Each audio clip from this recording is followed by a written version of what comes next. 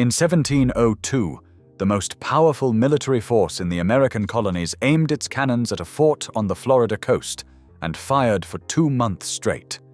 The cannonballs disappeared into the walls, not shattered them, not cracked them, disappeared into them.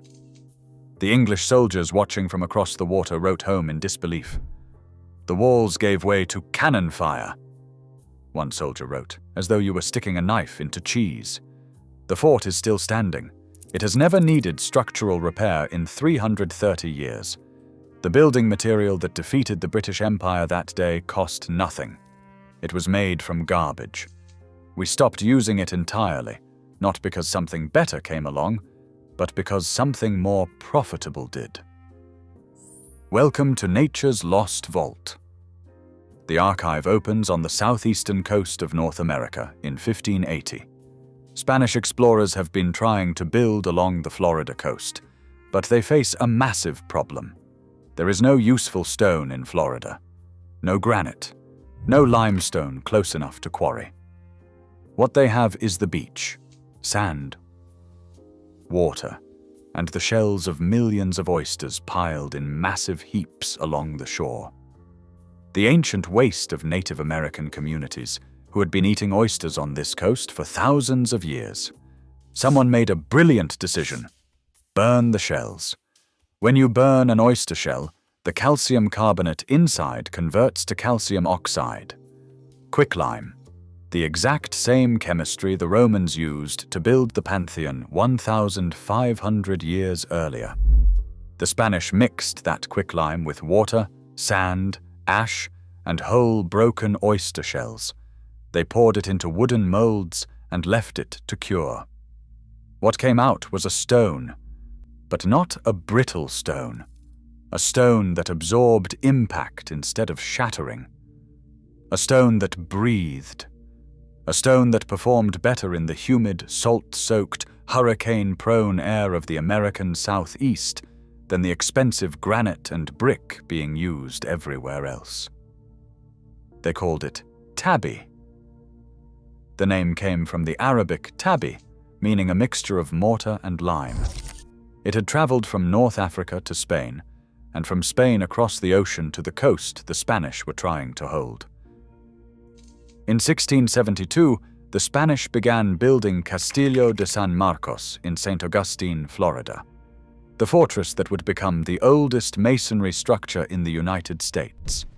They built the walls from coquina, a naturally occurring shellstone quarried on Anastasia Island across the bay. The mortar that held every block in place was made the same way. Burned shells, local sand, ancient logic. In 1702, English colonial forces under Carolina Governor James Moore arrived to take the fort. They brought heavy cannons, and they spent 2 months firing at the walls. The cannonballs did not shatter the structure. They sank into it. One English soldier wrote that the walls gave way to cannon fire as though you were sticking a knife into cheese. The fort held. The city behind it was burned to the ground. The fort was the only thing left standing. The British saw this and understood exactly what it meant. When Georgia Governor James Oglethorpe moved north to build British defenses on St. Simon's Island, he did not import expensive brick. He used tabby. He built his own house from it. He built Fort Frederica from it. His ruins are still standing on St. Simon's today. Decades later, a young planter named Thomas Spaulding perfected the method. He grew up in Oglethorpe's house on St. Simon's, inherited Sapelo Island, and built everything on it from tabby, his home, his sugar mill, and the quarters for hundreds of enslaved people who worked his land. He standardized the 12-inch molds and the exact proportions of lime, shell, and sand. He wrote about his methods in the Southern Agriculturist Journal so his neighbors could build the same way. Planters along the Georgia and Carolina coast read those articles and copied him. The ruins of Spaulding's tabby are still standing on Sapelo Island today, after 200 years of hurricanes, flooding, and zero maintenance. Still standing. Here is the genius of the chemistry. The alkaline ash from the bonfire accelerates a process called carbonation. Tabby sets through a slow, natural cycle where calcium hydroxide actively absorbs carbon dioxide from the air. It pulls carbon out of the atmosphere to convert itself back into calcium carbonate, the very material the shells were made of. Over years, the wall literally becomes shell again. The longer it stands, the harder and more integrated it gets. Portland cement does not work this way. It sets through a rapid chemical reaction, reaching its maximum strength in 28 days, and then it immediately starts to degrade. Portland cement is a rigid, sealed material. It does not breathe. Moisture trapped inside cannot escape. In a coastal environment, that moisture expands and cracks the concrete.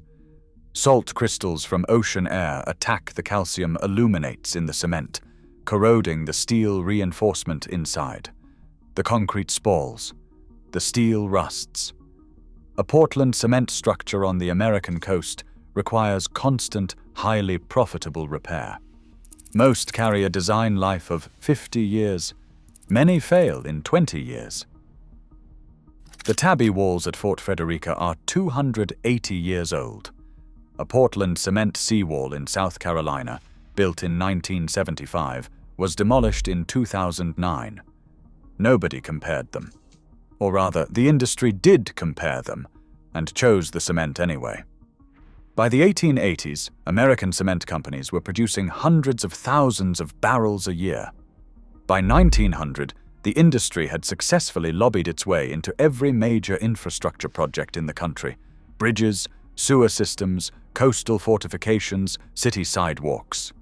A material requiring industrial kilns, national supply chains, and endless repurchase had replaced a material that required nothing but a bonfire and a beach.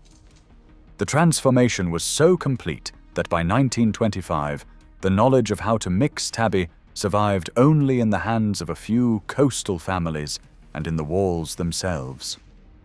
When preservation architects finally began surveying the old tabby structures in the mid-20th century, they discovered something horrifying.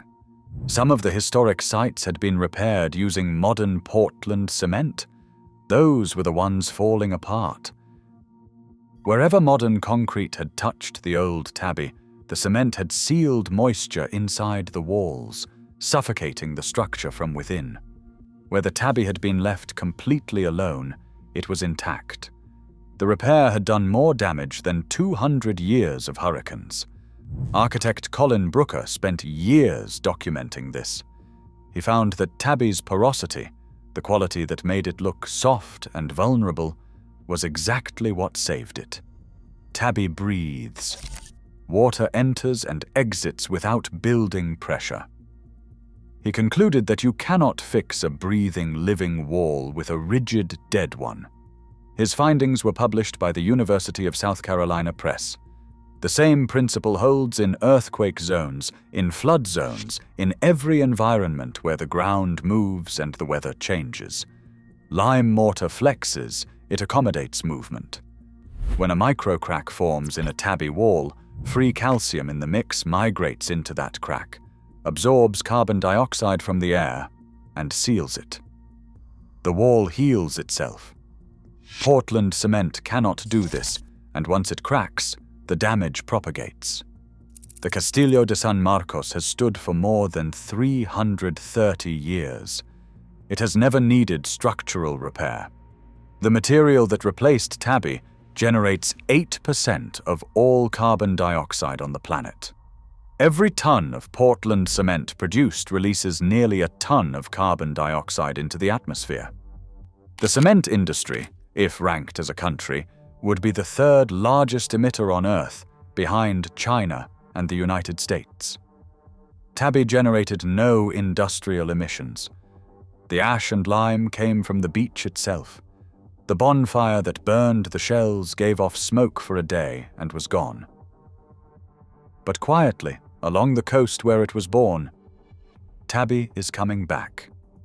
Preservation architects in Beaufort County, South Carolina, the county with more tabby ruins than anywhere else in the world, now insist on lime-based repairs for historic structures. The American College of the Building Arts in Charleston revived the teaching of traditional tabby work.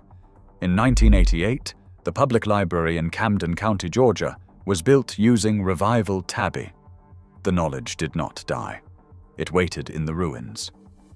If you live anywhere within 100 miles of salt water and a working oyster reef, you can build this way. You do not need a supply chain. You do not need a contractor licensed in reinforced concrete. You need shells, sand, ash, water, and wooden forms.